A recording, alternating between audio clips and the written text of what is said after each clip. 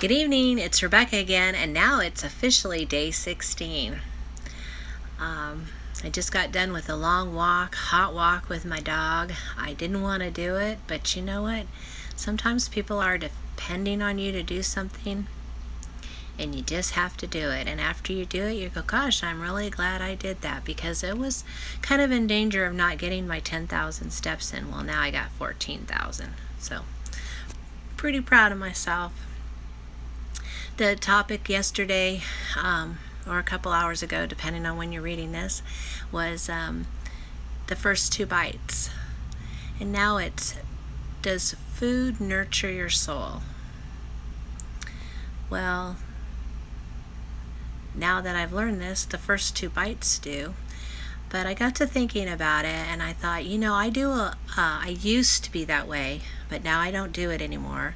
I used to be a mindless eater. Like, I could put a bag of chips or cookies or whatever it was and sit in front of the computer and play solitaire, or I like Words with Friends, and just devour that food without even thinking about it, and then get up and get some more. And the last 2 weeks, I have not done that, and I'm really proud of myself that I didn't. First of all, I went through all my cupboards and purged everything, so I don't have any of that stuff in the house to even make it tempting. But I really believe that I wouldn't have done it if I not. The food plan that I'm on right now, and for the rest of my life, I feel very satisfied, and I don't have a lot of hunger. There's some days over the weekend, as you know, I was challenged for some of those things, and so I woke up hungry because I wasn't eating quite enough. But food and my emotional well-being are so tied together that it's really sad. And at times it's really pathetic, because I put more into having food as my best friend than I do having people as my best friend. So I'm getting out there, and I'm walking, and I'm talking, and I'm exercising, and I'm also learning a new way of cooking, to know that food is not my enemy, and I'm learning how to recognize the triggers, that maybe 2 bites is simply not enough. Depending on my frame of mind, if I'm upset, I will really go for food, and if I'm happy, I go for food too, and any time in between. But there's certain foods, and it has to do with sugar. If it's sugary and I take that first bite, it literally takes me weeks to get off of it. So I'm really better off not eating sugar. And now natural sugar that's found in fruits, or some vegetables or whatever, that's fine. But I really cannot eat processed sugar, because I really give in to it, and it's just it has such a hold on me. So sometimes those 2 bites, I'm not there yet, but hopefully someday I'll be where two bites I can look away. I've always admired people that can push the dessert away. They'll have a bite, and oh, that's enough, and then they just push it away. Not me.